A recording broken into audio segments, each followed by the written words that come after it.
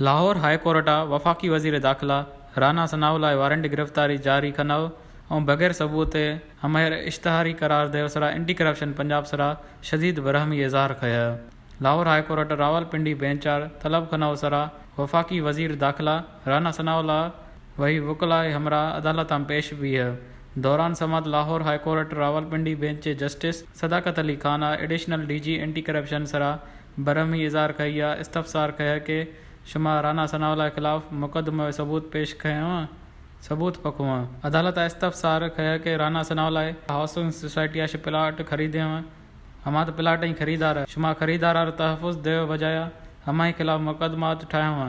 वकील anti corruption Punjab गुश्त housing society NOC जारी नए हमारी सरा अदालत रिमार्क्स दाया कि NOC हमें मुकदमों हम कोई ताल्लुक ने शुमा गुश्त के राना सनाउल्लाह प्लाट रिश्वत गिथ खरीदे है। राना सनाउल्लाह रिश्वत ख्याश गिथ साबित कने लाहौर हाई कोर्ट रावलपिंडी बेंचार तलब कने बावजूद DG एंटी करप्शन पेश न भी सरा बरहमी इज़हार कया। गुश्त के राना सनाए वारंट गिरफ्तारी हम गलत बयानी इंदराज भी हैं शुमा बगैर सबूत है राना सनाउल्लाह पाकिस्तान नंबर 1 इश्तिहारी ठायस मुकदमे गलत इंदराज सरा छापन शुमार जेला शिश्चाइला। Lahore high court Rawalpindi bench justice Sadaqat Ali Khan case समात 28 अक्टूबर ताईं मुलतवी कई। DG anti corruption Punjab record समेत मुकम्मल तैयारी बजे आगे हुक्म दाया।